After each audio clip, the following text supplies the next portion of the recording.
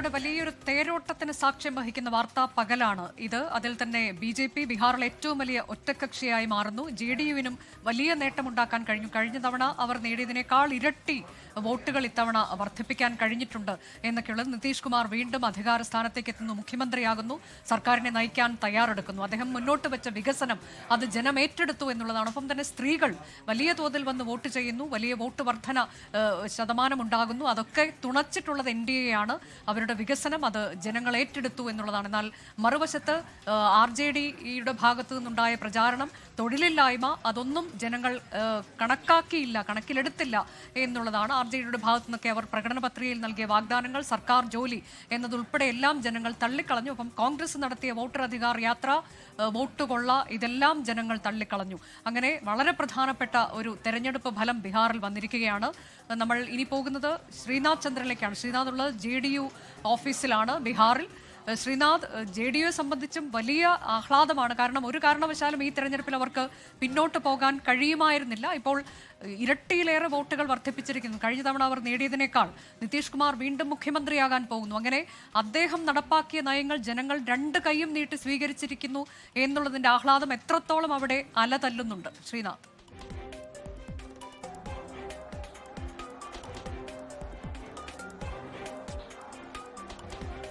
അനുജ, നിതീഷ് കുമാറിനെ സംബന്ധിച്ചിടത്തോളം, JDUവിനെ സംബന്ധിച്ചിടത്തോളം അവർ സ്വപ്നം കണ്ടതിനേക്കാൾ വലിയ വിജയമാണ് ബീഹാറിൽ ഉണ്ടായത് എന്ന് പറയാതെ വയ്യ. കാരണം കഴിഞ്ഞ തവണത്തേക്കാൾ ഇരട്ടിയിലധികം സീറ്റുകൾ അവർ വിജയിക്കുന്നു. മാത്രമല്ല, കഴിഞ്ഞ കുറേ തെരഞ്ഞെടുപ്പ് 2010 മുതൽ ഇങ്ങോട്ട് പരിശോധിച്ചാൽ അവരുടെ ഗ്രാഫ് യഥാർത്ഥത്തിൽ താഴേക്കാണ് സീറ്റ് നില വെച്ച് നോക്കുമ്പോൾ. അവിടെ നിന്നാണ് അവർ വലിയൊരു കുതിപ്പ് മുന്നോട്ട് നടത്തിയിരിക്കുന്നത്. മാത്രമല്ല, ഒരുപക്ഷെ അധികാരം കിട്ടിയിരുന്നാൽ പോലും, NDA അധികാരത്തിൽ എത്തിയാൽ പോലും മുഖ്യമന്ത്രി പദം ഒരു വേള വിലപേശി നിതീഷ് കുമാർ തന്നെ നേടുകയും ചെയ്യും. പക്ഷേ അതിനപ്പുറത്തേക്ക് അധികാരത്തിൽ എത്രത്തോളം ബലമുണ്ടാകും, എത്രത്തോളം നിതീഷിന്റെ കൈകളിൽ അധികാരം ഒതുങ്ങി നിൽക്കും എന്ന ചോദ്യം നിതീഷ് കുമാറിന് മുന്നിൽ ഉണ്ടായിരുന്നു.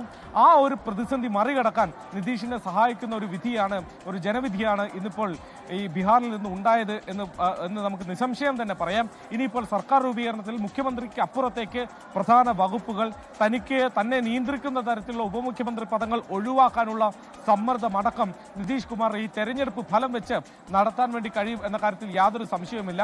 BJP അവർ മികച്ച പ്രകടനം കാഴ്ചവെക്കുന്നുണ്ട്. നിതീഷും ഒപ്പം തന്നെ മികച്ച പ്രകടനം കാഴ്ചവെച്ചതാണ് ആ മുന്നണിയിൽ തുടർന്നുള്ള അവരുടെ സർക്കാർ രൂപീകരണം അടക്കമുള്ള കാര്യങ്ങളുടെ ഗതി എങ്ങനെയാകും എന്നതിൽ കൂടി ഒരു തീരുമാനം ഉണ്ടാക്കുന്ന തരത്തിലേക്ക് കാര്യങ്ങൾ മാറിയത്.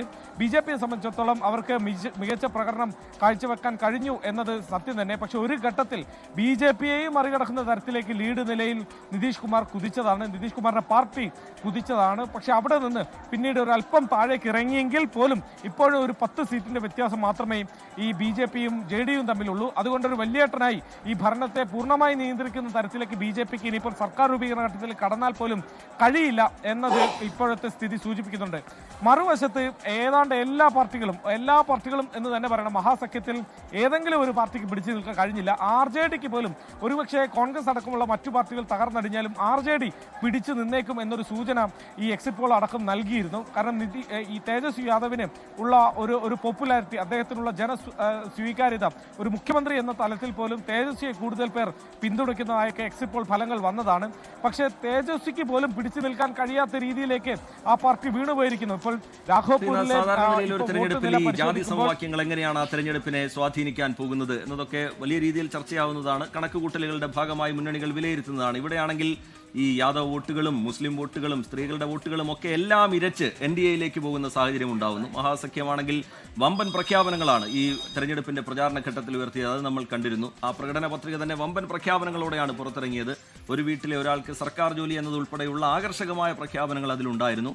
പക്ഷേ ഇവിടെ ജാതി സമവാക്യങ്ങളോ ആ പ്രഖ്യാപനങ്ങളോ ഭരണവിരുദ്ധ വികാരമോ ഒന്നും ഒരു തരത്തിലുള്ള സ്വാധീനവും ചെലുത്താതെ ഒരു കൊടുങ്കാറ്റ് പോലെ വോട്ട് മുഴുവൻ NDAയിലേക്ക് പോകുന്ന സാഹചര്യം ഉണ്ടായല്ലോ ശ്രീനാഥ്.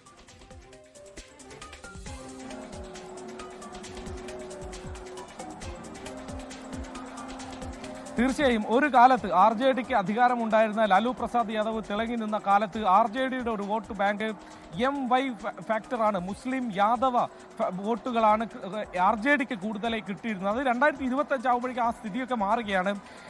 മുസ്ലിം യാദവ വോട്ടുകൾ ഒതുങ്ങിപ്പോവുകയാണ് യഥാർത്ഥത്തിൽ RJD ചെയ്യുന്നത്. മാത്രമല്ല ആ വോട്ട് ബാങ്കിലേക്ക് NDA കടന്നു കയറുകയും ചെയ്തു. മാത്രമല്ല NDA സംബന്ധിച്ചിടത്തോളം ME ആണ് യഥാർത്ഥത്തിൽ അവരെ സഹായിക്കുന്ന ഫാക്ടർ. M എന്നതും മഹിള എന്നതും E എന്നതും EBC എക്കണോമിക്കലി ബാക്ക്വേർഡ് ക്ലാസ്, സാമ്പത്തികമായി പിന്നോക്കം നിൽക്കുന്ന വിഭാഗം കൂടി ചേരുന്ന ഒരു വലിയൊരു വോട്ട് ബാങ്ക് അത് ഒരുമിച്ച് NDAയിലേക്ക് പോയി എന്നതാണ് ഈ തെരഞ്ഞെടുപ്പ് ഫലം സൂചിപ്പിക്കുന്നത്. നമുക്കറിയാം, മഹിളകൾ സ്വാഭാവികമായും സ്ത്രീകൾക്ക് സാമ്പത്തിക സഹായം നേരിട്ട് അവരുടെ അക്കൗണ്ടുകളിലേക്ക് എത്തുന്ന പദ്ധതികൾ നിതീഷ് കുമാർ ആവിഷ്കരിച്ച് അത് നടപ്പാക്കി. ഈ റോസ്ഗാർ യോജന പോലെ 10,000 രൂപ അക്കൗണ്ടിലേക്ക് കിട്ടുന്ന ഒരു പദ്ധതി. പക്ഷേ ഈ തെരഞ്ഞെടുപ്പ് കാലത്ത് തുടങ്ങി വെച്ച ഈ ഒരു പദ്ധതി കൊണ്ട് മാത്രം നിതീഷിന്റെ വിജയം നമുക്ക് അളക്കാൻ കഴിയില്ല. അതിനു മുൻപും 2005 മുതൽ തുടർച്ചയായി നിതീഷ് കുമാർ സ്ത്രീ വോട്ടർമാർക്കിടയിൽ ഒരു വലിയ ജനനേതാവായി ജനനായകനായി മാറിയിട്ടുണ്ട് എന്ന കാര്യത്തിൽ യാതൊരു സംശയവുമില്ല. അത് കാലാകാലങ്ങളായി നിതീഷ് കുമാർ അവർക്ക് വേണ്ടി ചെയ്ത പല പദ്ധതികളും കൊണ്ട് കൂടിയാണ്. ഒപ്പം തന്നെ സാമ്പത്തിക പിന്നാക്കം നിൽക്കുന്ന വിഭാഗത്തിന്റെ ഒരു കണക്ക് പരിശോധിക്കുമ്പോൾ ഏതാണ്ട് 36% സംസ്ഥാനത്ത് ആ വിഭാഗം വരുന്നുണ്ട്. അവരുടെ വോട്ടും കൂടുതലായി കേന്ദ്രീകരിച്ച് ഒപ്പം RJDയുടെ പരമ്പരാഗതമായ വോട്ട് ബാങ്കായ യാദവ മുസ്ലിം ബെൽറ്റുകളിലേക്ക് കൂടി NDAക്ക് കടന്നു കയറാൻ കഴിഞ്ഞു എന്നത് ശ്രദ്ധേയമാണ്. ഒപ്പം തന്നെ ഈ സമീപകാലത്ത് വിവിധ സംസ്ഥാനങ്ങളിൽ നടന്ന തെരഞ്ഞെടുപ്പുകളുടെ ഫലം നിർണ്ണയിക്കുന്നതിൽ ക്ഷേമ പദ്ധതികൾക്ക് വലിയ സ്വാധീനമുണ്ട് എന്ന കാര്യത്തിൽ യാതൊരു തർക്കവുമില്ല. മധ്യപ്രദേശിൽ അത് കണ്ടതാണ്. മഹാരാഷ്ട്രയിൽ അതേ പദ്ധതി തന്നെ ഏക്നാഥ് ഷിൻഡെ ആവിഷ്കരിച്ച് നടപ്പാക്കി. അത് തെരഞ്ഞെടുപ്പിൽ ലോക്സഭാ തെരഞ്ഞെടുപ്പ് കഴിഞ്ഞു നിയമസഭാ തെരഞ്ഞെടുപ്പിലേക്ക് വരുമ്പോൾ എങ്ങനെയാണ് ഫലം മാറി മറിഞ്ഞതെന്ന് നമ്മൾ കണ്ടതാണ്. ലോക്സഭാ തെരഞ്ഞെടുപ്പിൽ ഇന്ത്യ സഖ്യം വലിയ നേട്ടമുണ്ടാക്കുകയും മഹാരാഷ്ട്രയിൽ നിയമസഭാ തെരഞ്ഞെടുപ്പ് ആകുമ്പോഴേക്കും അവർ അപ്രത്യക്ഷരായി, ഏതാണ്ട് തകർന്നടിഞ്ഞ് നാമാവശേഷമായി പോയി. അതേ കണക്ക് സാമ്പത്തിക സഹായം നൽകുന്ന ക്ഷേമ പദ്ധതികൾ ബീഹാർ തെരഞ്ഞെടുപ്പിലും ആവിഷ്കരിച്ച് അത് നടപ്പാക്കിയത് നേരത്തെ തന്നെ നിതീഷ് കുമാർ നടപ്പാക്കി. 125 യൂണിറ്റ് വൈദ്യുതി, സ്ത്രീകൾക്ക് ഈ സാമ്പത്തിക സഹായം, ഒപ്പം യുവാക്കൾക്ക് 1 കോടി തൊഴിലവസരങ്ങൾ സൃഷ്ടിക്കുമെന്ന് പറഞ്ഞ് അതിനപ്പുറത്തേക്ക് തൊഴിലില്ലാത്ത ആളുകൾക്കുള്ള സാമ്പത്തിക സഹായമൊക്കെ വേറെ, അങ്ങനെ ക്ഷേമ പദ്ധതികൾ ആവിഷ്കരിച്ചു. മറുവശത്തും അതിനുള്ള ശ്രമം നടത്തി. മഹാസഖ്യം വലിയ വാഗ്ദാനങ്ങൾ നൽകി എന്ന് തന്നെ പറയേണ്ടി വരും. സ്ത്രീകൾക്ക് സാമ്പത്തികമായി 2,500 രൂപ അവരുടെ അക്കൗണ്ടിലേക്ക് നൽകുന്ന പദ്ധതി നേരത്തെ പ്രഖ്യാപിച്ചു ഈ തെരഞ്ഞെടുപ്പ് കാലം. പക്ഷേ അതും പോരാ എന്ന് തോന്നിയ ഘട്ടത്തിലാണ് പ്രചാരണത്തിന്റെ അവസാന ദിനം, 1ാം ഘട്ട വോട്ടെടുപ്പിന്റെ പരസ്യപ്രചാരണം അവസാനിക്കുന്ന ദിനം തേജസ്വി യാദവ് മാധ്യമങ്ങൾക്ക് മുന്നിൽ വന്ന് 30,000 രൂപ സ്ത്രീകളുടെ അക്കൗണ്ടിലേക്ക് നൽകുമെന്ന് പ്രഖ്യാപിച്ചു. അധികാരം കിട്ടിയാൽ ജനുവരി മാസം തന്നെ അത് കൈമാറും എന്നും അദ്ദേഹം പ്രഖ്യാപിച്ചു വെച്ചു. ഓരോ കുടുംബത്തിൽ നിന്നും ഒരു സർക്കാർ ജോലി എന്ന വാഗ്ദാനം മുന്നോട്ട് വെച്ചു. 125 യൂണിറ്റ് വൈദ്യുതിയാണ് NDA സർക്കാർ നൽകുന്നതെങ്കിൽ അത് 200ലേക്ക് ഉയർത്തും എന്ന വാഗ്ദാനം നൽകി. അങ്ങനെ ക്ഷേമ പദ്ധതികൾ തമ്മിലുള്ള ഏറ്റുമുട്ടൽ ഈ തെരഞ്ഞെടുപ്പിൽ നടന്നു. അത് സമീപകാലത്ത് മറ്റ് പല തെരഞ്ഞെടുപ്പുകളിലും നടന്നതാണ്. അത് തന്നെ ബീഹാറിലും നടന്നു എന്ന് മനസ്സിലാക്കേണ്ടി വരും. അത് നേരത്തെ കിട്ടിയ, അത് നേരത്തെ നടപ്പാക്കിയ നിതീഷ് കുമാറിന് അനുകൂലമായി ജനങ്ങൾ വോട്ട് ചെയ്തു.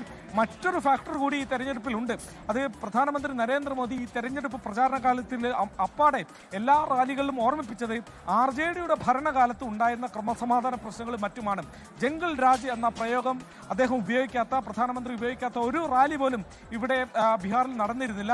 ജംഗിൾ രാജ് വേണോ മംഗൾ രാജ് വേണോ എന്ന ചോദ്യമാണ് പ്രധാനമന്ത്രി മുന്നോട്ട് വെച്ചത്. പക്ഷേ തേജസ്വി യാദവ് അടങ്ങുന്ന ഒരു യുവതലമുറ അവർക്ക് ഈ ജംഗിൾ രാജിനെ കുറിച്ചുള്ള ഓർമ്മകൾ ഉണ്ടാവാൻ സാധ്യതയില്ല. വിശദാംശങ്ങൾ പങ്കുവെക്കുകയായിരുന്നു. വലിയ ആഘോഷത്തിലേക്ക് JDU ക്യാമ്പ് കടന്നു കഴിഞ്ഞിട്ടുണ്ട്. ശ്രീനാഥ് ചൂണ്ടിക്കാട്ടിയതുപോലെ ഈ വലിയ വമ്പൻ പ്രഖ്യാപനങ്ങൾ പ്രകടന പത്രികയിൽ ഇടം പിടിക്കുന്നത് നമ്മൾ കണ്ടു. സ്ത്രീകളുടെ വോട്ടുകളാണ് നിർണായകമെന്ന് മനസ്സിലാക്കി അതിനനുസരിച്ചുള്ള കരുനീക്കങ്ങൾ പാർട്ടികളുടെ ഭാഗത്തുനിന്നുണ്ടാവുന്നത് നമ്മൾ കണ്ടു. പക്ഷേ അതൊന്നും മേശാതെ RJDയുടെ സ്ഥിരം വോട്ട് ബാങ്കായ മുസ്ലിം വോട്ടുകൾ, യാദവ് വോട്ടുകൾ, അതിൽ നിന്നൊക്കെ ചോർച്ചയുണ്ടായി ഒന്നാകെ ഒലിച്ച് NDAയിലേക്ക് പോകുന്ന നിലയിലേക്കാണ് കാര്യങ്ങൾ എത്തിയിരിക്കുന്നത്. ഇനി ഏറ്റവും പ്രധാനം മന്ത്രിസഭാ രൂപീകരണവുമായി ബന്ധപ്പെട്ട് നടക്കുന്ന ചർച്ചകളാണ്. അതിൽ എത്രത്തോളം സമ്മർദ്ദം JDU പുലർത്താൻ പോകുന്നു അല്ലെങ്കിൽ മുന്നോട്ട് വെക്കാൻ പോകുന്നു എന്നുള്ളതൊക്കെ വരുന്ന മണിക്കൂറുകളിലെ രാഷ്ട്രീയ കൗതുകമാണ്. ലോകത്തെവിടെയായാലും ഏത് സമയത്തും 24 വാർത്തകളും ഓഗ്മെന്റഡ് റിയാലിറ്റി പാക്കേജുകളും എക്സ്പ്ലെയിനറുകളും വിശദമായി കാണാൻ ഞങ്ങളുടെ YouTube ചാനൽ നിങ്ങൾക്ക് സബ്സ്ക്രൈബ് ചെയ്യാം.